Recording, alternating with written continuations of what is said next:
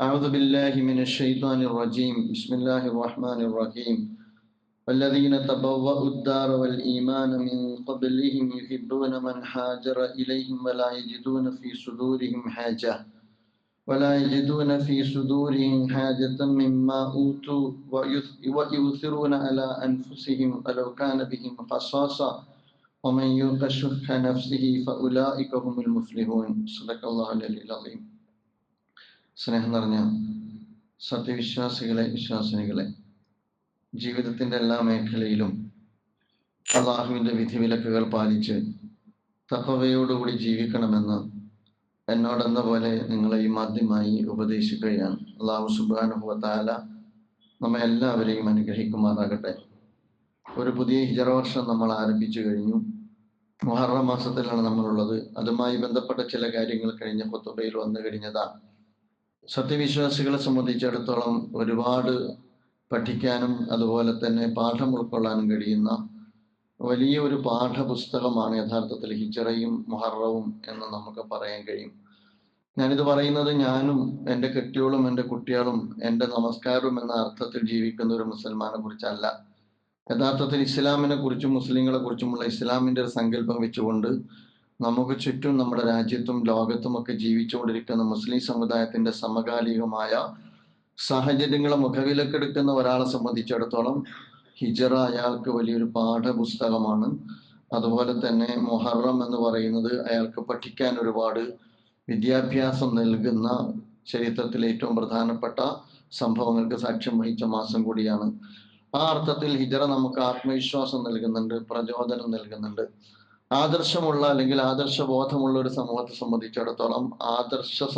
സംബന്ധിച്ചിടത്തോളവും പരീക്ഷണം എന്ന് പറയുന്നത് ജീവിതത്തിന്റെ ഭാഗമായിട്ട് ഖുർആൻ പറയുന്നതായി നമുക്ക് കാണാവുന്നതാണ്. സൂറത്ത് അൽ ബഖറയിൽ ഇത് പറയുന്നുണ്ട്. വലനബലുവന്നകും ബിശൈഇൻ മിനൽ ഖൗഫി വൽ ജൂഇ വനഖ്സിൻ മിനൽ അംവാലി വൽ അൻഫുസി വസ്സമറാത്ത് വബശ്ശിരിസ് സ്വാബിരീൻ എന്ന് ഖുർആൻ പറയുന്നുണ്ട്. ഏത് അർത്ഥത്തിലാണ്, ഏത് സ്വഭാവത്തിലാണ് എന്ന് നമുക്ക് പറയുക സാധ്യമല്ല. പരീക്ഷിക്കപ്പെടാതെ വിശ്വാസി സമൂഹം കടന്നു പോവുകയില്ല. ആ പരീക്ഷണത്തെ അതിജീവിക്കുന്നവൻ കൂടിയാണ് യഥാർത്ഥത്തിലുള്ള സത്യവിശ്വാസി എന്ന് പറയുന്നത്. അതേസമയം ആദർശബോധമുള്ള ഒരു സമൂഹത്തെ സംബന്ധിച്ചിടത്തോളം ജീവിതത്തിൽ ഏത് സ്വഭാവത്തിലും ഏത് അളവിലുമുള്ള പരീക്ഷണങ്ങളാണെങ്കിലും ആ പരീക്ഷണങ്ങളെ ഒരു സത്യവിശ്വാസിക്ക് അഭിമുഖീകരിക്കാനും അതിജീവിക്കാനും കഴിയുമെന്നുള്ളതാണ്. പരീക്ഷണങ്ങളിൽ പരാജയപ്പെടുന്നവൻ ദൗർഭാഗ്യവാനാണ്.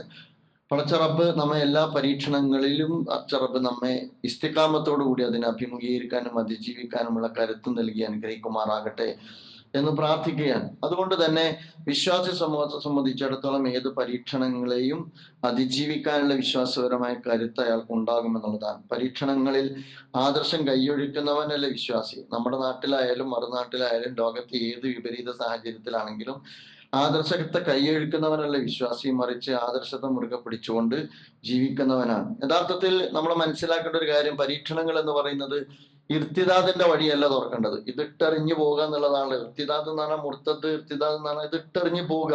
തൽക്കാലം അതത് കാലഘട്ടത്തിലെ സാഹചര്യം അനുസരിച്ചുകൊണ്ട് നമുക്ക് ഇനിയിപ്പോ ഇതൊന്നും വേണ്ട എന്ന് ഇട്ടെറിഞ്ഞു പോവുക. ഇർത്തിദാദ് പലപ്പോഴും നമ്മുടെ രാജ്യത്ത് സംഭവിച്ചിട്ടുണ്ട്. വിഭജനാനന്തരം ഏറ്റവും കൂടുതൽ ഇർത്തിദാദ് നടന്ന രാജ്യമാണ് ഇന്ത്യ എന്ന് പറയുന്ന മഹാരാജ്യം.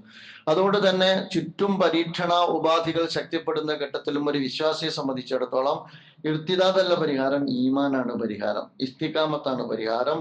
അതുപോലെ തന്നെ ചരിത്രത്തിൽ ദേശരാഷ്ട്രങ്ങൾക്കപ്പുറം സമൂഹം ജീവിച്ചിരുന്ന ഒരു സാമൂഹ്യ ജീവിത ഘടനയിൽ ഹിജറയും ആ അർത്ഥത്തിൽ ഒരു ജനവിഭാഗത്തെ സംബന്ധിച്ചിടത്തോളം അവരുടെ പരീക്ഷണങ്ങളെ മറികടക്കുന്നിടത്ത് അവരുടെ കയ്യിലുള്ള ഏറ്റവും വലിയ വഴിയായിരുന്നു എന്ന് ചരിത്രത്തിൽ നിന്ന് നമുക്ക് വായിച്ചെടുക്കാൻ കഴിയുന്നതാണ്. വിശുദ്ധ ഖുർആൻ പറയുന്നുണ്ടല്ലോ, ഇന്നല്ലദീന തവഫാഹുമുൽ മലായികത്തു ളാലിമി അൻഫുസഹും ഖാലു ഫീമ കുൻതും ഖാലു കുന്ന മുസ്തദീഫീന ഫിൽ അർളി ഖാലു അലൻ തകുൻ അർളുല്ലാഹി വാസിയതൻ ഫതുഹാജിറു ഫിഹ എന്ന് ഖുർആൻ ചോദിക്കുന്നുണ്ട്. ചില ആളുകളെ സ്വന്തത്തോട് ധിക്കാരം പ്രവർത്തിച്ച് ദീനിന് അടിയറവ് പറഞ്ഞ് ഈമാനെ കൈയൊഴിച്ച് തെറ്റായ വഴിയിലൂടെ സഞ്ചരിച്ച് എന്നിട്ട് അയാളുടെ റൂഹ് പിടികൂടുന്ന ഘട്ടത്തിൽ അയാളോട് ചോദിക്കുമെന്നാണ്, എങ്ങനെ നീ ഇങ്ങനെയായി, നീ അള്ളാഹുവിന്റെ അടിയാറാകേണ്ട നീ ഇങ്ങനെയായി എന്ന് ചോദിക്കുമ്പോൾ അയാൾ പറയും, ഞങ്ങളെ സംബന്ധിച്ചിടത്തോളം പിന്നെ മുസ്തദീഫീന ഫിൽ അർള്, ഞങ്ങൾ ഭൂമിയിൽ ദുർബലരായിരുന്നു എന്നുള്ള മറുപടി പറയുമ്പോൾ അള്ളാഹു ചോദിക്കുന്നുണ്ട്, ഖാലു അലൻ തകുൻ അർളുല്ലാഹി വാസിയതൻ ഫതുഹാജിറു ഫിഹ, അള്ളാഹുവിന്റെ ഭൂമി എല്ലായിടത്തും ഇടങ്ങിയതല്ലല്ലോ, ഒരുപാട് തുറസ്സുണ്ടായിരുന്നല്ലോ, നിനക്ക് അള്ളാഹുവിന്റെ ദീനനുസരിച്ച് ജീവിക്കാവുന്നിടത്തേക്ക് നിനക്ക് പലായനം ചെയ്തുകൂടായിരുന്നുവോ എന്ന് അള്ളാഹു സുബ്ഹാനഹു വ തആല ചോദിക്കുമെന്ന് വിശുദ്ധ ഖുർആൻ പഠിപ്പിക്കുന്നത് നമുക്ക് കാണാവുന്നതാണ്. അതുകൊണ്ട് നമ്മെ സംബന്ധിച്ചിടത്തോളം, വിശ്വാസി സമൂഹത്തെ സംബന്ധിച്ചിടത്തോളം ഇർത്തിദാദല്ല വഴി, ഈമാനാണ് വഴി, ഇസ്തിഖാമത്താണ് വഴി. അതുകൊണ്ടാണ് ഖുർആൻ പറഞ്ഞത് വമൻ യർതദ് മിൻകും അൻ ദീനിഹി ഫസൗഫ യഅതില്ലാഹു ബിഖൗമി യുഹിബ്ബുഹും വയുഹിബ്ബൂനഹു അദില്ലത്തിൻ അലൽ മുഅ്മിനീൻ അഇസ്സത്തിൻ അലൽ കാഫിരീന യുജാഹിദൂന ഫീ സബീലില്ലാഹി വലാ യഖാഫൂന ലൗമത ലായിം ദാലിക ഫദ്ലുല്ലാഹി യുതീഹി മൻ യശാ വല്ലാഹു വാസിഉൻ അലീം. വിശുദ്ധ ഖുർആൻ അല്ലയോ സത്യവിശ്വാസികൾ എന്ന് പറഞ്ഞിട്ട് പറയുന്നുണ്ട്, നിങ്ങൾ അങ്ങനെ കൈയൊഴിഞ്ഞാൽ, ചുറ്റുപാടുകൾ നിങ്ങൾക്കെതിരാകുമ്പോൾ, കാർമേഘങ്ങൾ നിങ്ങൾക്കെതിരെ ഉരുണ്ടുകൂടുമ്പോൾ, പരീക്ഷണങ്ങൾ നിങ്ങൾക്ക് മുമ്പാകെ ദുർഘടമായ പാതയൊരുക്കുമ്പോൾ, നിങ്ങൾ ദീനിനെ അങ്ങ് കൈയൊഴിച്ചു കഴിഞ്ഞാൽ, നിങ്ങൾ തൽക്കാലം അതിനെ അങ്ങ് മറച്ചു വെച്ച് കഴിഞ്ഞാൽ, വിശുദ്ധ ഖുർആൻ പറയുന്നുണ്ട് അങ്ങനെയാണെങ്കിൽ അള്ളാഹ്ക്ക് നിങ്ങൾ തന്നെ അത് പൂർത്തിയാക്കണമെന്ന് യാതൊരു നിർബന്ധമല്ല. വിശുദ്ധ ഖുർആൻ പറയുന്നത് അള്ളാഹു സുബ്ഹാനഹു വ തആല അതിനനുയോജ്യമായ മറ്റൊരു സമൂഹത്തെ കൊണ്ടുവരും. നമ്മൾ നമ്മുടെ ആദർശം കൈവയ്ക്കുമ്പോൾ അതിന്റെ പേരിൽ തന്നെ നമ്മൾ ഒരു പക്ഷെ അപജയത്തെ അഭിമുഖീകരിക്കേണ്ടി വരും. അത് നമ്മുടെ അപജയമാണ്, ദീനിന്റെ അപജയമല്ല. സ്വാഭാവികമായും അള്ളാഹു സുബ്ഹാനഹു വ തആല ദീനുമായി ബന്ധപ്പെട്ട പ്രതിനിധാനം നിർവഹിക്കാൻ കരുത്തുറ്റ ഒരു സമൂഹത്തെ അള്ളാഹു സുബ്ഹാനഹു വ തആല കൊണ്ടുവരും. ആ കൊണ്ടുവരുന്ന വിഭാഗത്തെ കുറിച്ച് പറയുന്നത് എന്താണ്? അള്ളാഹു ഇഷ്ടപ്പെടുന്ന, അള്ളാഹുവിനെ ഇഷ്ടപ്പെടുന്ന ഒരു ജനത. അപ്പൊ നമുക്ക് ഉണ്ടാകേണ്ട ഒരു ക്വാളിറ്റി കൂടിയാണത്. അള്ളാഹു ഇഷ്ടപ്പെടുന്ന, അള്ളാഹുവിനെ ഇഷ്ടപ്പെടുന്ന ഒരു ജനത, കുഫറിന് മുകളിൽ ഇസ്സത്ത് കാണിക്കുന്ന ഒരു ജനത, കുഫറിന് മുമ്പിൽ കുമ്പിടുന്ന ജനതയല്ല. ഇസ്സത്തുൻ അലൽ മുഅ്മിനീൻ വ അദില്ലത്തുൻ അലൽ മുഅ്മിനീൻ അതില്ലത്തിൻ അലൽ മുഅ്മിനീൻ വ അഇസ്സത്തിൻ അലൽ കാഫിരീൻ. അഥവാ കുഫറിന്റെ മുമ്പിൽ അങ്ങേറ്റ ഇസ്സത്ത് കാണിക്കുന്ന ഒരു ജനത, അങ്ങനെ കുനിയാത്ത ഒരു ജനത, കുമ്പിടാത്ത ഒരു ജനത, ആർജവം കാണിക്കുന്ന ഒരു ജനത. എന്നിട്ട് പിന്നെ ഖുർആൻ പറഞ്ഞ എന്താണെന്ന് അറിയോ? ഒരാക്ഷേപകന്റെയും ആക്ഷേപത്തെ ഭയപ്പെടാത്ത ഒരു ജനത. വലാ യഖാഫൂന ലൗമത ലായിം. ഒരാക്ഷേപകന്റെ ആക്ഷേപത്തെയും ഭയപ്പെടാത്ത ജനത. നമ്മൾ മനസ്സിലാക്കേണ്ടത്, ഞാനൊരു മുസ്ലിം ആവുക എന്ന് പറഞ്ഞാൽ ഞാൻ ഇന്ന് ഒരുപാട് അപരനാമങ്ങളെ പേറേണ്ടി വരുന്ന ഒരു സാമൂഹിക ക്രമത്തിലാണ് നമ്മളൊക്കെ ജീവിച്ചുകൊണ്ടിരിക്കുന്നത്. നിങ്ങൾ ഏതെങ്കിലും അർത്ഥത്തിൽ എന്തെങ്കിലും വിഷയത്ത് നിങ്ങൾ നിങ്ങളുടേതായ ഇസ്ലാമിക ആദർശത്തെ പ്രതിനിധീകരിച്ചുകൊണ്ട് സംസാരിക്കാൻ ആരംഭിച്ചു കഴിഞ്ഞാൽ, നിങ്ങൾ അധിക്ഷേപിക്കപ്പെടാതിരിക്കാൻ ഇന്നത്തെ ഒരു സാമൂഹിക ക്രമത്തിനകത്ത് ലോകത്ത് വഴിയില്ല, രാജ്യത്ത് വഴിയില്ല, നമ്മുടെ ചുറ്റുപാട് പോലും മറ്റൊരു വഴിയില്ല എന്നുള്ളതാണ്. ഇത്തരം ഒരു ഘട്ടത്തിലും വലാ യഖാഫൂന ലൗമത ലായിം, ഒരാക്ഷേപകന്റെയും ആക്ഷേപത്തെ ഭയപ്പെടാത്തവനാണ് വിശ്വാസി എന്ന് ഖുർആൻ പറയുന്നുണ്ട്. അപ്പൊ ഞാൻ പറഞ്ഞു വരുന്നത്, ഹിജ്റ എന്ന് പറയുന്നത് ഇങ്ങനെയുള്ള പരീക്ഷണം നിറഞ്ഞ നാളുകളിലെ വിശ്വാസി സമൂഹത്തിന്റെ അടഞ്ഞ ലോകത്തുള്ള വിവിധ സമൂഹങ്ങളുടെ തുറസ്സാണ് യഥാർത്ഥത്തിൽ ഹിജ്റ എന്ന് നമുക്ക് കാണാൻ കഴിയും. അടഞ്ഞിടത്തുള്ള തുറസ്സാണ്. അതുപോലെ തന്നെ പ്രതിസന്ധികളെ എങ്ങനെ അവർക്ക് മറികടക്കാം എന്നുള്ളിടത്തുള്ള അവരുടെ മുമ്പിലുള്ള ഒരു പോംവഴി കൂടിയാണ്. ഞാൻ മുമ്പ് പറഞ്ഞിരുന്നു ഹിജ്റയെ കുറിച്ച്, ഇബ്രാഹിം നബി അലൈഹി സ്വലാത്തു വസ്സലാമയെ കുറിച്ച് പറഞ്ഞപ്പോൾ ഞാൻ പരാമർശിച്ചിരുന്നു, യഥാർത്ഥത്തിൽ തോറ്റവരുടെ യാത്രക്കല്ല നമ്മൾ ഹിജ്റ എന്ന് പറയുക, ജയിക്കാനും അതിജീവിക്കാനും ആഗ്രഹിക്കുന്ന ജനതയുടെ യാത്രക്കാണ് നമ്മൾ ഹിജ്റ എന്ന് പറയുക. അതുപോലെ തന്നെ പലായനം എന്ന് പറയുന്നത് തകർച്ചയല്ല, ചരിത്രത്തിലെ അനുഭവങ്ങൾ, അതുപോലെ തന്നെ വ്യത്യസ്ത നാഗരികതകളെ കുറിച്ചുള്ള പഠനങ്ങൾ നമുക്ക് നൽകുന്ന വിദ്യാഭ്യാസം, പലായനം എന്ന് പറയുന്നത് തകർച്ചയല്ല, അത് വളർച്ചയാണ് എന്നുള്ളതാണ്. മൂസാ നബി അലൈഹി സ്വലാത്തു വസ്സലാമയുടെ ഈജിപ്തിൽ നിന്നുള്ള ഫലസ്തീനിലേക്കുള്ള പലായനം എന്ന് പറയുന്നത് ഒരു പുതിയ സമൂഹത്തിന്റെ രൂപീകരണത്തിന്റെ കൂടി നാന്ദിയാണ് എന്ന് ബനീ ഇസ്രായേൽ സമൂഹത്തിന്റെ ചരിത്രം പഠിക്കുന്ന നമുക്ക് മനസ്സിലാക്കാൻ കഴിയുന്ന ഒരു കാര്യമാണ്. അഥവാ ഫറോവയിൽ അവസാനിക്കുന്നതല്ല ബനീ ഇസ്രായേൽ സമൂഹത്തിന്റെ ജീവിതം, അതിനപ്പുറം ഒരു വാഗ്ദത്ത ഭൂമിയിലേക്കുള്ള പലായനമാണ്, പ്രയാണമാണ്, ഒരു പുതിയ സമൂഹത്തിന്റെ രൂപീകരണമാണ്. ചരിത്രത്തിൽ ജീവിച്ചത് ഫറോവയല്ല, ചരിത്രത്തിൽ ഇന്നും ജീവിച്ചുകൊണ്ടിരിക്കുന്നത് മൂസാ നബി അലൈഹി സ്വലാത്തു വസ്സലാമയാണ് എന്ന് നമുക്ക് കാണാവുന്നതാണ്. അതുപോലെ തന്നെ ഇബ്രാഹിം നബി അലൈഹി സ്വലാത്തു വസ്സലാമയുടെ പലായനം ഇറാഖിൽ നിന്ന് ഹിജാസ് വരെ നീണ്ടു നിൽക്കുന്ന പലായനമാണ്. ആ പലായനം എന്ന് പറയുന്നത് ഞാൻ നേരത്തെ സൂചിപ്പിച്ചതുപോലെ തന്നെ ഇബ്രാഹിം നബി അലൈഹി സ്വലാത്തു വസ്സലാമാണ് ജീവിച്ചിരിക്കുന്നത്, ഒരിക്കലും നമ്പുറതല്ല ചരിത്രത്തിൽ ജീവിച്ചിരിക്കുന്നത് എന്ന് നമുക്ക് കാണാവുന്നതാണ്. മഹാനായ പ്രവാചകൻ റസൂലുള്ളാഹി സ്വല്ലല്ലാഹി അലൈഹി വസല്ലം മക്കയിൽ നിന്ന് മദീനയിലേക്ക്, അന്ന് നിങ്ങൾ ആലോചിക്കണം എത്ര കിലോമീറ്റർ ആണ്? ഏതാണ്ട് 480 കിലോമീറ്റർ. ഇന്ന് നമ്മൾ രാവിലെ പോയാൽ ബസ്സിനാണ് പോകുന്ന വൈകുന്നേരം ആകും മക്കത്തുനിന്ന് മദീനത്തെത്താൻ. അന്ന് മരുഭൂമിയിലൂടെ തന്റെ ഒട്ടകപ്പുറത്ത് തന്റെ തലക്ക് വിലയിട്ടിരിക്കുന്ന ഒരു കാലഘട്ടത്തിൽ പ്രവാചകൻ റസൂലുള്ളാഹി സ്വല്ലല്ലാഹി അലൈഹി വസല്ലം മരുഭൂമിയിലൂടെ മക്കത്തിൽ നിന്ന് മദീനയിലേക്ക് പലായനം ചെയ്യുകയാണ്. ചരിത്രം നിങ്ങളൊന്ന് ആലോചിച്ച് നോക്കുക. ചുറ്റും എല്ലാ ഗോത്രത്തിൽ നിന്നും ദാറുന്നദവയിൽ കൂടി ഒരാൾ മാത്രം ഇതിൽ പ്രതിയാകരുത് എന്നുള്ളത് കൊണ്ട്, പ്രവാചകനെ വധിച്ചതിൽ എല്ലാ ഗോത്രങ്ങളും പ്രതിയാകണം എന്നുള്ളത് കൊണ്ട് വളരെ സ്ട്രാറ്റജിക്കലി എല്ലാ ഗ്രൂപ്പിൽ നിന്നും ഓരോരുത്തരെ തെരഞ്ഞെടുത്ത് എന്നിട്ട് റസൂലുള്ളാഹി സ്വല്ലല്ലാഹി അലൈഹി വസല്ലമയെ വധിക്കാനുള്ള എല്ലാ സന്നാഹങ്ങളും വലയവും തീർത്തതിന് ശേഷമാണ് റസൂലുള്ളാഹി സ്വല്ലല്ലാഹി അലൈഹി വസല്ലം മക്കത്തിൽ നിന്ന് മദീനയിലേക്ക് പലായനം ചെയ്യുന്നത്. 13 വർഷം തന്റെ ദൗത്യം നിർവഹിച്ചിട്ടാണ് ആ പലായനം. യഥാർത്ഥത്തിൽ ആ പലായനം ഒരു പരാജയപ്പെട്ടവന്റെ യാത്രയല്ല. തന്റെ ദൗത്യം മക്കയിൽ പൂർത്തീകരിച്ചതിന് ശേഷം പുതിയ മേച്ചിൽപ്പുറങ്ങൾ തേടിയുള്ള ഒരു പ്രവാചകന്റെ ആസൂത്രിതവും അതുപോലെ തന്നെ സ്ട്രാറ്റജിക്കലുമായ ഒരു മൂവ്മെന്റിന്റെ ഏറ്റവും സുപ്രധാനമായ വിജയകരമായ ഒരു മുന്നേറ്റമാണ് എന്ന് നമുക്ക് കാണാവുന്നതാണ്. അവിടെ നിന്നാണ് മദീന പിറക്കുന്നത്. യസ്രിബ് മദീനത്തുൻ നബവി അഥവാ അള്ളാഹുവിന്റെ മദീനത്തുൻ നബി അഥവാ പ്രവാചകന്റെ പട്ടണം എന്ന് പറയുന്ന ഒരു പട്ടണം പിറക്കുന്നത്. യസ്രിബ് മദീനയായി മാറുന്നത്, ആ മദീനയിൽ ഒരു സമൂഹം രൂപപ്പെടുന്നത്, ആ സമൂഹത്തിൽ നിന്നൊരു നാഗരികത പിറക്കുന്നത് ഈ പലായനത്തെ തുടർന്നാണ് എന്ന് നമുക്ക് കാണാവുന്നതാണ്. അപ്പൊ ആ ഒരു അർത്ഥത്തിൽ ഹിജറ എന്ന് പറയുന്നത് അടഞ്ഞ ഒരു സമൂഹത്തിന്, പ്രതിസന്ധി നേരിടുന്ന ഒരു സമൂഹത്തിന്, ഇന്ന് നമ്മൾ ഫലസ്തീനിന്റെ പലായനം കണ്ടുകൊണ്ടിരിക്കുന്നുണ്ട്. ഞാൻ ഉറച്ചു വിശ്വസിക്കുന്നു ഇന്ന് നിങ്ങൾക്കതിനെ ഒരുപക്ഷെ ഒരുപാട് പ്രതിസന്ധികളും തിരിച്ചടിയും നേരിടുന്ന ഒരു ജനതയുടെ എല്ലാ വഴിയും അടഞ്ഞതിന് ശേഷമുള്ള അവരുടെ യാത്ര എന്ന് പറയുന്നത് അവരുടെ നാളത്തെ വിജയത്തിലേക്കുള്ള പ്രയാണമാണ് എന്നതാണ് ഇസ്ലാമിക ചരിത്രം നമ്മൾ പഠിപ്പിക്കുന്നത് എന്നുള്ളതാണ്. അതേസമയം നമ്മൾ മനസ്സിലാക്കേണ്ടത് മനുഷ്യ സഹജമായി ചെയ്യാവുന്നതെല്ലാം ചെയ്തതിന് ശേഷം ഒരു വിഭാഗം എടുക്കുന്ന ഒരു സ്റ്റെപ്പിന് അള്ളാഹുവിന്റെ സഹായം കൂടിയാണ് ഹിജറ നമുക്ക് നൽകുന്ന സന്ദേശം എന്ന് പറയുന്നത്. റസൂലുള്ളാഹി സ്വല്ലല്ലാഹി അലൈഹി വസല്ലമയുടെ പലായനത്തിലുടനീളം അള്ളാഹുവിന്റെ സഹായം നമുക്ക് കാണാവുന്നതാണ്. നമ്മൾ അള്ളാഹുവിന്റെ മാർഗത്തിൽ ജീവിക്കാൻ തീരുമാനിച്ചാൽ, ഞാൻ അങ്ങനെ തന്നെയാണ് പറയുന്നത്, ഈ കാലഘട്ടത്തിൽ നമ്മുടെ മുമ്പിൽ ഓപ്ഷൻ ഒന്നുകിൽ നമ്മൾ വഴങ്ങുക, തല കുനിക്കുക എന്നുള്ളതാണ്, അല്ലെങ്കിൽ നമ്മൾ ധീരമായ ഇസ്ലാമിനെ അതിന്റെ എല്ലാ സൗന്ദര്യത്തോടു കൂടി പ്രതിനിധീകരിക്കുക എന്നുള്ളതാണ്. ആ സൗന്ദര്യത്തോടു കൂടി പ്രതിനിധീകരിക്കാനാണ് നമ്മൾ തീരുമാനിക്കുന്നത് എങ്കിൽ നമ്മെ സംബന്ധിച്ചിടത്തോളം അള്ളാഹുവിന്റെ സഹായം നമുക്ക് ഉണ്ടാകുമെന്ന കാര്യത്തിൽ യാതൊരു സംശയവുമില്ല. ഒരുപാട് കുതന്ത്രങ്ങൾ മെനഞ്ഞെടുക്കപ്പെടുന്ന ഒരു സാമൂഹിക ക്രമത്തിനകത്ത് അള്ളാഹുവിന്റെ സഹായം അത്തരം കുതന്ത്രങ്ങളെ എല്ലാം പരാജയപ്പെടുത്തുമെന്നതിന് സംശയമില്ല. ലോകത്തിന് രണ്ടിനും ഉദാഹരണമുണ്ട്. ഞാൻ ഈ ഖുതുബയിൽ സമയമെടുത്തത് പറയുന്നില്ല. നമുക്കറിയാം, വിശുദ്ധ ഖുർആൻ പറയുന്നുണ്ട്, വൈദ് യംകുറു ബിക്കല്ലദീന കഫറു ലിയുസ്ബിതുക വയഖ്തുലുക വയുഖ്രിജൂക വയംകുറുന വയംകുറുല്ലാഹു അല്ലാഹു ഖൈറുൽ മാക്കിരീൻ എന്ന് ഖുർആൻ പറയുന്നുണ്ട്. അള്ളാഹുവിന്റെ പ്രവാചകന്റെ ഹിജറയെ കുറിച്ച് സൂറത്ത് ഇസ്രായേല് വളരെ ഭംഗിയായി ഏതാണ്ട് 70-ാമത്തെ ആയത്തിന് ശേഷം ഒരു 10 ആയത്തുകളിൽ വളരെ ഭംഗിയായി ഖുർആൻ അത് വിശദീകരിക്കുന്നുണ്ട്. ഇത് സൂറത്ത് അൻഫാലിലെ ആയത്താണ്. അവർ കുതന്ത്രം പ്രയോഗിച്ചുകൊണ്ടിരിക്കുന്നു, താങ്കളെ മണ്ണിൽ നിന്ന് പറിച്ചെറിയാൻ, അതുപോലെ തന്നെ താങ്കളെ വധിക്കാൻ, അതുപോലെ തന്നെ താങ്കളെ ജന്മനാട്ടിൽ നിന്ന് പുറന്തള്ളാൻ അവർ കുതന്ത്രങ്ങൾ പ്രയോഗിച്ചുകൊണ്ടിരിക്കുന്നു. വയംകുറുന വയംകുറുള്ള അല്ലാഹു സുബ്ഹാനഹു വ തആലയും കുതന്ത്രങ്ങൾ പ്രയോഗിക്കും, അവൻ നന്നായിട്ട് അതിന് കഴിവുള്ളവനാണ് എന്ന് വിശുദ്ധ ഖുർആൻ നമ്മെ പഠിപ്പിക്കുന്നുണ്ട്. ആത്യന്തികമായി വിജയം വരിക്കുക ഈ പ്രപഞ്ചത്തിന്റെ നാഥനായ അള്ളാഹുവിന്റെ ആസൂത്രണങ്ങളാണ് എന്ന് ചരിത്രം നമ്മെ പഠിപ്പിക്കുകയാണ്. അതിന്റെ ഉദാഹരണം കൂടിയാണ് പ്രവാചകൻ റസൂലുള്ളാഹി സ്വല്ലല്ലാഹി അലൈഹി വസല്ലമയുടെ ഹിജറ എന്ന് പറയുന്നത്.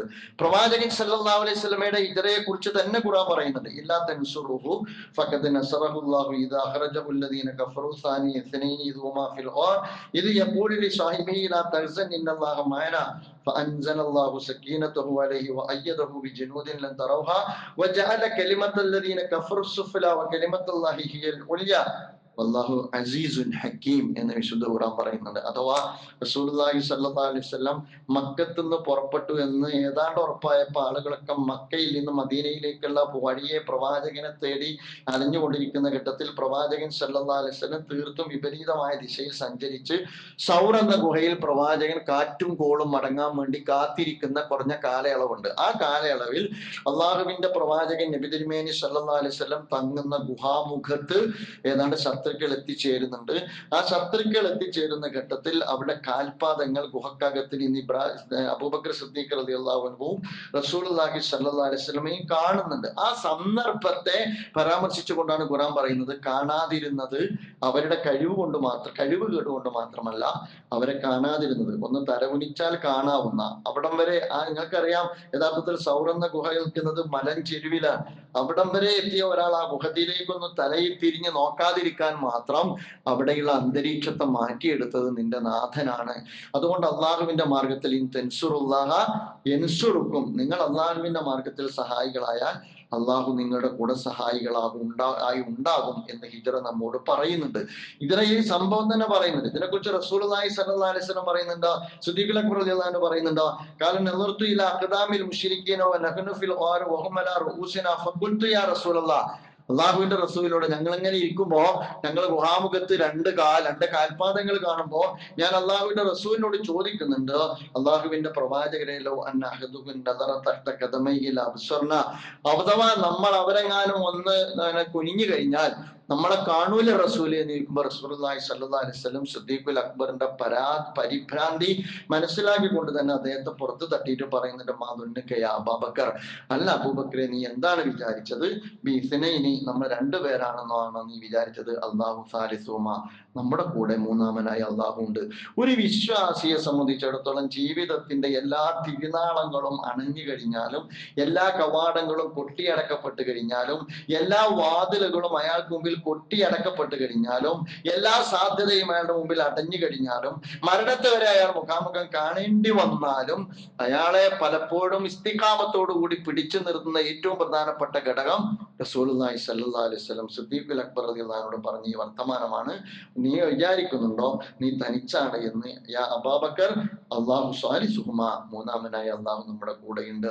ഞാൻ ഒറ്റക്കല്ല. എൻ്റെ ഒരു കഥാകഥറിനകത്ത് സത്യത്തിന്റെ പാന്താവിലൂടെ ഞാൻ സഞ്ചരിക്കുന്ന ഘട്ടത്തിൽ എൻ്റെ വഴി എത്ര മുട്ടിയാലും എന്നെ സംബന്ധിച്ചിടത്തോളം എൻ്റെ കൂടെ അള്ളാഹു ഉണ്ട് എന്ന കാവലാളുണ്ട് എന്ന ബോധ്യം ഒരു സത്യവിശ്വാസിയെ സംബന്ധിച്ചിടത്തോളം ഏത് സന്ദർഭത്തിലും ഉണ്ടാകേണ്ടതാണ്. അതോടൊപ്പം തന്നെ അടങ്ങാത്ത അങ്ങേയറ്റത്ത് ശുഭാപ്തി വിശ്വാസം ഒരു സത്യവിശ്വാസിക്ക് പ്രതിസന്ധിയുടെ ഘട്ടത്തിൽ ഉണ്ടാകേണ്ടതാണ്. അതിന്റെ ഒരു ആഴങ്ങൾ മനസ്സിലാക്കണമെങ്കിൽ അതിൽ ഹിജ്റയിൽ റസൂലുള്ളാഹി സ്വല്ലല്ലാഹി അലൈഹി വസല്ലം ഒരു സന്ദർഭത്തിൽ പ്രകടിപ്പിക്കുന്ന ഒരു ശുഭാപ്തി വിശ്വാസം നിങ്ങൾ കാണാം. എവിടെന്നാ പ്രവാചകൻ വരുന്നത്? മക്കത്തുനിന്നാ. പോണതെങ്ങട്ടാ? മദീനത്തേക്കാ. ചുറ്റുമാരാ ശത്രുക്കളാ. ഓരോ ഓഫർ എന്താണ്? 100 ഒട്ടകാൻ. എന്തിനാണ് അവർ ഇറങ്ങി പുറപ്പെട്ടിരിക്കുന്നത്? റസൂലുള്ളാഹി സ്വല്ലല്ലാഹി അലൈഹി വസല്ലമയുടെ തലയെടുക്കാനാ. അതാണ് റസൂലുള്ളാഹി സ്വല്ലല്ലാഹി അലൈഹി വസല്ലമയുടെ ഭൗതിക സന്നാഹങ്ങളുടെയും സാഹചര്യത്തിന്റെയും അപ്പോഴത്തെ സ്റ്റാറ്റസ് എന്ന് പറയുന്നത്. അവസാന ഘട്ടത്തിൽ പ്രവാചകൻ റസൂലുള്ളാഹി സ്വല്ലല്ലാഹി അലൈഹി വസല്ലമയുടെ മുമ്പിൽ വന്നിട്ട് സുറാക്ക പെടുമ്പോ സുറാഖയുടെ റസൂലുള്ളാഹി സ്വല്ലല്ലാഹി അലൈഹി വസല്ലം ചോദിക്കുന്ന ചരിത്രത്തിൽ ഏറ്റവും ഞാൻ പറയാം ശുഭാപ്തി വിശ്വാസത്തിന് ഉണ്ടാകേണ്ടുന്ന ഏറ്റവും വലിയൊരു ചോദ്യം സുറാഖയോടുള്ള റസൂലുള്ളാഹി സ്വല്ലല്ലാഹി അലൈഹി വസല്ലമയുടെ ചോദ്യം. അല്ലാഹുവിന്റെ റസൂൽ ചോദിക്കുന്നുണ്ട്, കൈഫ ബിക ഇദാ ലബിസ്ത ശിവാരി കിസ്റ, അല്ല സുറാഖ, നിനക്ക് കിസ്റയുടെ വളകൾ അണിയുന്നതിനെ കുറിച്ച് നിന്റെ അഭിപ്രായം എന്താണ്? ആരാണ് പറയുന്നത്? അള്ളാന്റെ റസൂലാണ് പറയുന്നത്. എപ്പോഴാണ് പറയുന്നത്?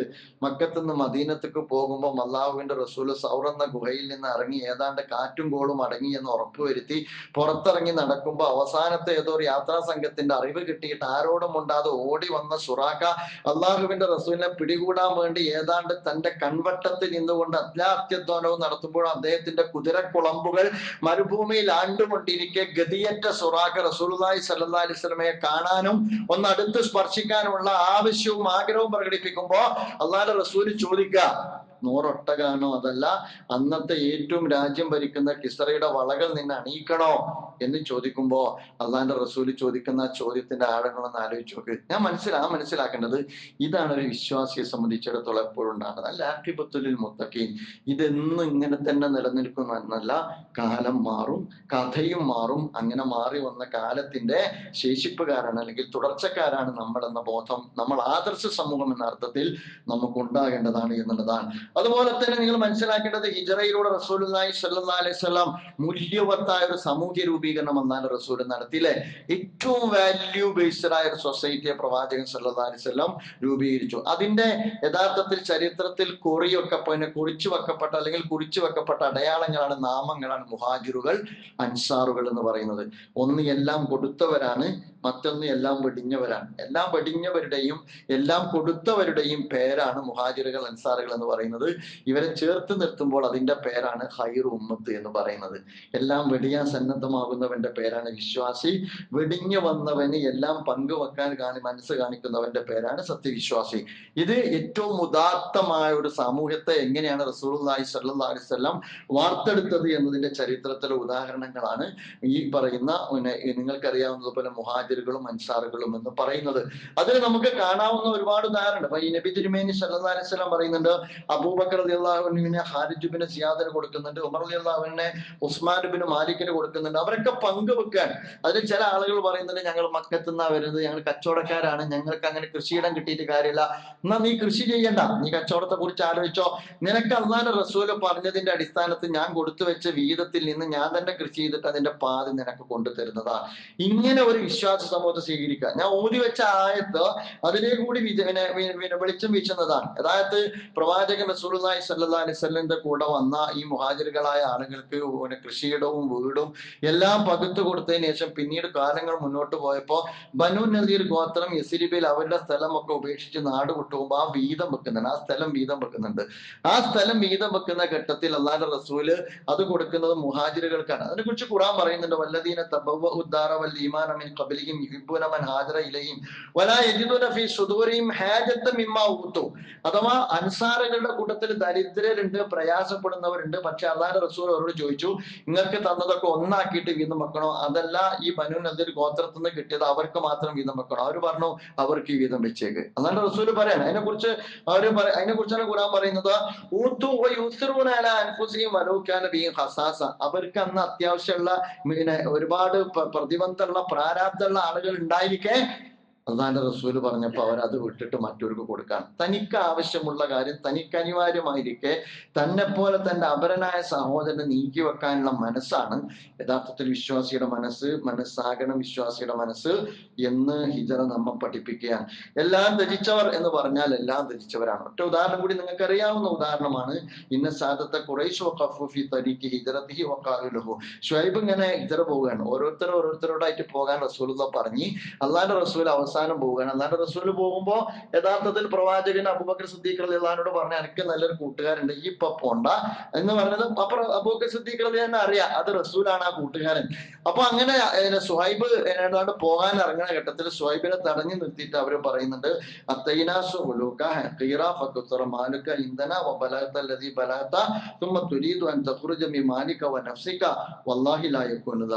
നീ ഇവിടെ വന്നത് പേർഷ്യക്കാരനായ സുഹൈബാണ്, നീ നാട്ടുകാരനല്ല, നീ ഇവിടെ വന്ന വരത്തനാണ്. നമ്മുടെ നാടൻ ഭാഷയിൽ പറഞ്ഞാൽ വരത്തനാണ്.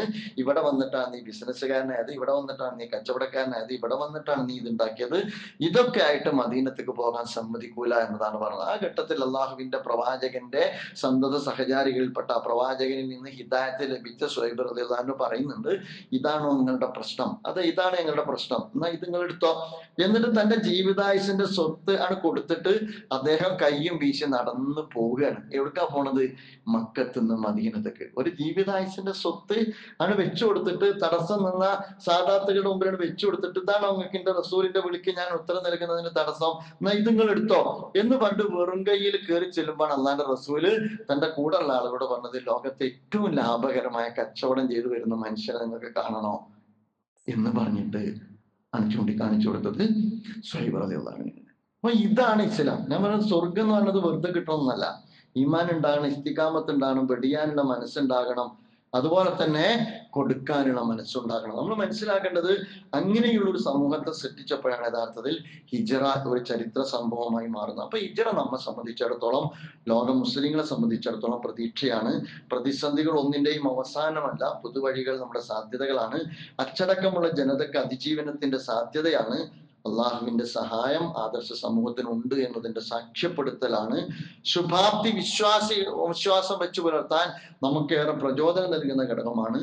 സാഹോദര്യത്തിന്റെ ഏറ്റവും ഊഷ്മളമായ, മുഹാജിറുകളെയും അൻസാറുകളെയും ചേർത്ത് നിർത്തിക്കൊണ്ടുള്ള ഏറ്റവും ഊഷ്മളമായ അനുഭവങ്ങൾ നമുക്ക് പകർന്നു നൽകുന്ന സന്ദർഭം കൂടിയാണ്. നമ്മൾ മനസ്സിലാക്കേണ്ടത് സമകാലിക ലോകത്തും നമ്മെ സംബന്ധിച്ചിടത്തോളം ഇത് പ്രധാനമാണ്. നമുക്കറിയാം, ഇന്ന് ലോകം ഒരു വലിയ ജനത ഇന്ന് അഭയാർത്ഥികളാണ്, അല്ലെങ്കിൽ പലായനം ചെയ്യുന്നവരാണ്. നമുക്ക് എല്ലാവർക്കും അറിയാം, ഗസ ഇന്നും നമ്മുടെ നീറ്റിലാണ്. നാഥൻ ഇതിന്റെ ഒരു ആക്കിബത്തുൽ മുത്തഖീൻ എന്ന് പറഞ്ഞത് അവരും അതിന്റെ അവകാശികളാണ്. നാഥൻ അതിനുള്ള അവസരം അവർക്ക് പ്രദാനം ചെയ്യുമാറാകട്ടെ എന്ന് പ്രാർത്ഥിക്കുകയാണ്. ഞാൻ പറയുന്നത് എല്ലാം അവസാന വാക്ക് ഇസ്രായേലാണ്, അല്ലെങ്കിൽ സൈനിസമാണ്, അല്ലെങ്കിൽ സാമ്രാജ്യത്വമാണ്, അമേരിക്കയാണ് എന്നിടത്തുള്ള ലോകത്തോട് അവസാന വാക്ക് ഇസ്രായേൽ അല്ല എന്നുകൂടി ലോകത്തെ പഠിപ്പിച്ച നാളുകളാണ് ഏതാനും ദിവസങ്ങൾക്കോ ആഴ്ചകൾക്കോ മുമ്പിൽ കഴിഞ്ഞ്. നിങ്ങൾ ആലോചിച്ച് നോക്ക്, ഗസയിൽ ഈ തീമഴ വർഷിച്ചു കൊണ്ടിരിക്കുന്ന ഇസ്രായേലിനെ സംബന്ധിച്ചിടത്തോളം ഇറാനുമായി ഏറ്റുമുട്ടിയ ഒരു ഘട്ടത്തിൽ അവർ പതറുന്നുണ്ട്. എല്ലാം ഭദ്രമാണ് എന്ന് വിചാരിക്കുന്നത് ഭദ്രമല്ല എന്നതിന്റെ സൂചന ലോകം നമുക്ക് നൽകുന്നുണ്ട്. എല്ലാം ശക്തമാണ് എന്ന് വിചാരിക്കുന്നവർ ശക്തരല്ല. ലോകത്ത് ആയുധ കച്ചവടക്കാർ ഞങ്ങളാണ്, ആയുധ കൂമ്പാരങ്ങൾ ഞങ്ങളുടെ കയ്യിലാണ്, സാങ്കേതിക വിദ്യയുടെ മികവ് ഞങ്ങളുടെ കയ്യിലാണ്, ഞങ്ങളുടെ അയൺ ഡോം കൊണ്ട് ഞങ്ങൾക്ക് ലോകത്തെ തന്നെ പ്രതിരോധിക്കാവുന്നതാണ് എന്ന് വിചാരിച്ചവർ പതറുന്ന കാഴ്ച ലോകത്ത് കണ്ടതാണ്. വെടിനിർത്തണം എന്ന് ഇസ്രായേൽ ലോകത്തോട് വിളിച്ചു പറഞ്ഞ സന്ദർഭം നമ്മൾ കണ്ടതാണ്. അവിടെയുള്ള ആളുകൾ ഗസയിലുള്ള ആളുകളെ പോലെ കരയുന്നത് നമ്മൾ കണ്ടതാണ്. എന്നാൽ അവിടെയുള്ള ആളുകൾ ഗസയിലുള്ള ആളുകളെ പോലെ ചിരിക്കുന്നത് നമ്മൾ കണ്ടില്ല. അവർ ഓരോരുത്തരും അഭയാർത്ഥി ക്യാമ്പുകളിലേക്ക് പോകുന്നത് നമ്മൾ കണ്ടതാണ്. ഞാൻ പറഞ്ഞു വരുന്നത്, രണ്ട് വിഭാഗം തമ്മിലുള്ള വ്യത്യാസവും നമുക്ക് ഗസയിലും അതുപോലെ തന്നെ ഇസ്രായേലിലും കാണാൻ കഴിയുന്നതാണ്. വിശുദ്ധ ഖുർആൻ പറഞ്ഞില്ലേ, മസ്സലുല്ലദീന ഇത്തഖദൂ മിൻ ദൂനില്ലാഹി ഔലിയാ കമസ്സലിൽ അൻകബൂത്ത് ഇത്തഖദത് ബൈതൻ വ ഇന്ന ഔഹനൽ ബുയൂതി ലബൈത്തുൽ അൻകബൂത്ത് ലൗ കാനൂ യഅലമൂൻ. നിങ്ങൾ കാര്യം മനസ്സിലാക്കുകയാണെങ്കിൽ സൂറത്ത് അൻകബൂത്തിൽ 8 കാലി വലയത്തെ കുറിച്ച് ഖുർആൻ പറയുന്നുണ്ട്. എത്ര സുന്ദരമാണ് അത് കാണാൻ. പക്ഷെ എത്രയാണ് അതിന്റെ ഭദ്രത? അതാണ് അള്ളാഹുവിന്റെ ദീനിൽ അള്ളാഹു സുബ്ഹാനഹു വ തആല അധർമ്മത്തിന് മേൽ കെട്ടിപ്പൊക്കപ്പെട്ട രാജ്യ സാമൂഹ്യ ക്രമത്തിന്റെ ഭദ്രതയെ കുറിച്ച് ഖുർആൻ നടത്തുന്ന ഒരു പരാമർശമാണ്. ഏറെ ഭദ്രമാണ് എന്ന് പറയുന്നിടത്തും ഖുർആൻ പറയുന്നുണ്ട് അതെത്ര ദുർബലമാണ് 8 കാലിയുടെ വലയം എന്ന് ഖുർആൻ പറയുന്നുണ്ട്.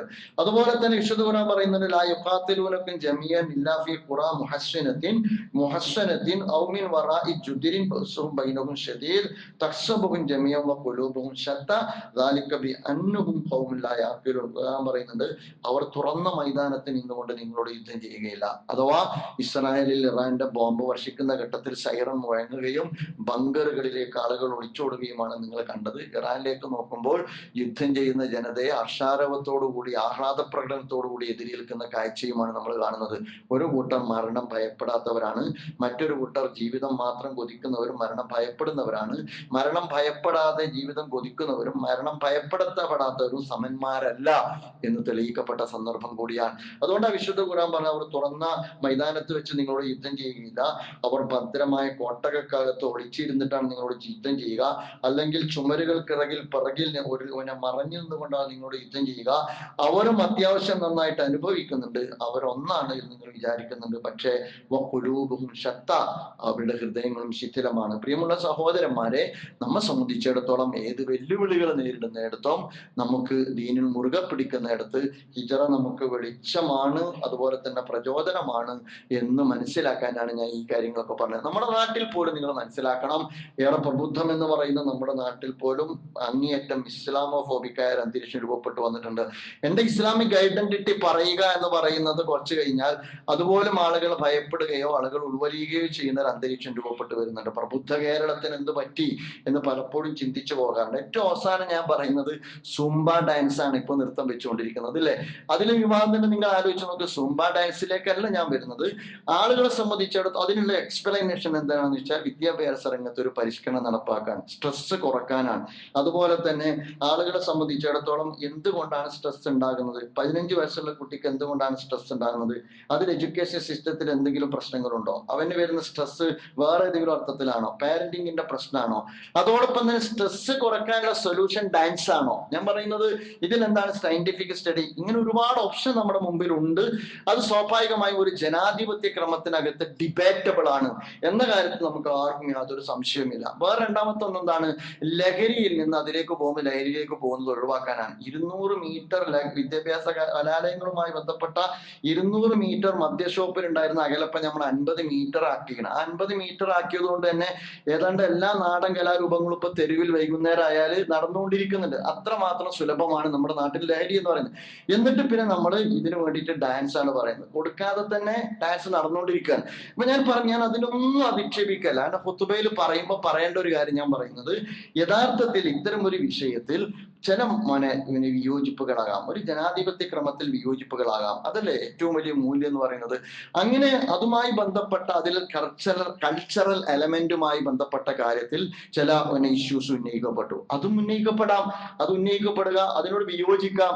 ഇത് യഥാർത്ഥത്തിൽ ഇതാണോ പരിഹാരം എന്ന് ഉന്നയിക്കാം, ഇത് ഓപ്ഷണലായി കൂടെ എന്ന് ചോദിച്ചു നോക്കാം. പക്ഷേ അത് സംഭവിക്കുമ്പോഴേക്ക് പിന്നെ നമ്മൾ കേൾക്കുന്ന വിളി വർഗീയവാദം, തീവ്രവാദം, ഭൂരിപക്ഷ വർഗീയത, മീഡിയകളിലേക്ക് അത് എത്തിയപ്പോഴേക്ക് താലിബാനിസമായി. എവിടെയാണ് നമ്മൾ ജീവിക്കുന്നത് എന്ന് വളരെ പ്രധാനപ്പെട്ട ചോദ്യമാണ്. ഒരു തെറ്റും ചെയ്തിട്ടില്ല. ഒരു വിദ്യാഭ്യാസ സംവിധാനത്തിനകത്ത് നടപ്പിലാക്കുന്ന ഒരു പരിഷ്കരണവുമായി ബന്ധപ്പെട്ട ആശങ്കകൾ രക്ഷിതാക്കളുടെ ഭാഗത്തു നിന്നോ അധ്യാപകരുടെ ഭാഗത്തു നിന്നോ ഉന്നയിക്കപ്പെടുമ്പോഴേക്ക് ഉന്നയിക്കുന്ന ജെൻഡർ ന്യൂട്രാലിറ്റി നടപ്പാക്കുന്ന ഒരു ഘട്ടത്തിൽ വെള്ളാപ്പള്ളി നടേശൻ ചോദിച്ചൊരു ചോദ്യമുണ്ട്. ആണും പെണ്ണും ഒന്നാകുന്ന ഈ ഏർപ്പാട് പടിഞ്ഞാറിൻ്റെതല്ലേ? ആരും അദ്ദേഹത്തെ വർഗീയവാദിയാക്കിയിട്ടില്ല.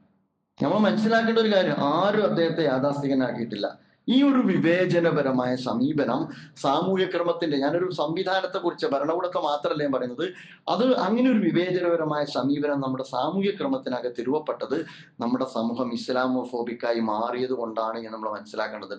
ഹെയ്റ്റ് സ്പീച്ച് നമ്മുടെ നാട്ടിൽ നടന്നുകൊണ്ടേയിരിക്കുന്നുണ്ട്.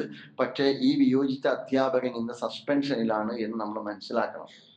ഞാൻ പറഞ്ഞു വരുന്നത്, ഇങ്ങനെയുള്ള ഒരു കാലത്തും നമ്മളെ സംബന്ധിച്ചിടത്തോളം അള്ളാഹുവിന്റെ ദീനിൽ മുറുകെ പിടിച്ച്, ആശയത്തെ മുറുകെ പിടിച്ച്, മൂല്യങ്ങളെ മുറുകെ പിടിച്ച് ഈ കാലഘട്ടത്തിന്റെ ദീനി ധർമ്മം നിർവഹിക്കുക എന്നതിന്റെ പേരാണ് മുസ്ലിം. അങ്ങനെയുള്ളവന്റെ പ്രചോദനമാണ് ഹിജ്റ. നാഥൻ അനുഗ്രഹിക്കുമാറാകട്ടെ.